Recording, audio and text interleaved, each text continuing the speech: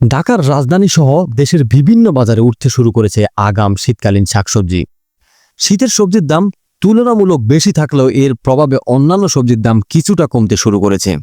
ব্যবসায়ীরা বলছেন সামনের শীতকাল 2-1 সপ্তাহ পরই কমে যাবে সবজির দাম। শুক্রবার রাজধানীর বিভিন্ন বাজার ঘুরে দেখা গেছে বেশিরভাগ সবজি 60 থেকে 80 টাকা কেজি দরে বিক্রি হচ্ছে। কোনো কোনো সবজির দাম আবার আরও বেশি। বিক্রেতারা বলছেন মোটামুটি 2 মাসের বেশি সময় ধরে চড়া দামে বিক্রি হচ্ছে সবজি। শীতের সবজি সরবরাহ শুরু হলে দাম কমতে পারে বলে মনে করেন তারা। আজকের বাজার দাম বেশি থাকা পণ্যের মধ্যে রয়েছে কাঁচামরিচ প্রতি কেজি 160 টাকা, টমেটো প্রতি কেজি 120 টাকা, গাজর ও সিম প্রতি কেজি 100 টাকা। এছাড়া করলা প্রতি কেজি 80 টাকা, বরবটি প্রতি কেজি 80 টাকা ও বেগুন প্রতি কেজি 80 টাকা দরে বিক্রি হচ্ছে। ঢেঁড়স প্রতি কেজি 60 টাকা, চিচিঙ্গা প্রতি কেজি 40 টাকা, ঝিঙ্গে প্রতি কেজি 60 টাকা, দুন্দুল প্রতি কেজি 50 টাকা ও লাউ প্রতি পিস 50 টাকা করে বিক্রি হচ্ছে। আর পেঁয়াজের কেজি 75 থেকে 80 টাকা। এছাড়া প্রতি কেজি পটল বিক্রি হচ্ছে 60 টাকায়। ফুলকপি প্রতি পিস 50 টাকা, বাঁধাকপি প্রতি পিস 50 টাকায় বিক্রি হচ্ছে।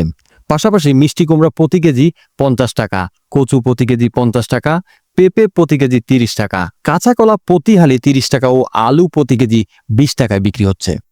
বাজারে ডিমের দাম ডজনে 10 টাকা পর্যন্ত কমেছে। প্রতি ডজন লাল ডিম 130 টাকা ও প্রতি ডজন সাদা ডিম বিক্রি হচ্ছে 120 টাকায়।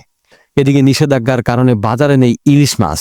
তবে চাষের রুই ও কাতলার দাম স্থিতিশীল থাকলেও বাড়তি দামে বিক্রি হচ্ছে ট্যাংরা, পাবদা সহ অন্যান্য মাছ। প্রতি কেজি ব্রয়লার মুরগি বিক্রি হচ্ছে 170 টাকায়, আর সোনালী মুরগি কেজি 280 থেকে 300 টাকায়। এছাড়া লাল লেয়ার প্রতি কেজি 320 টাকা ও দেশি মুরগি বিক্রি হচ্ছে 550 থেকে 600 টাকায়।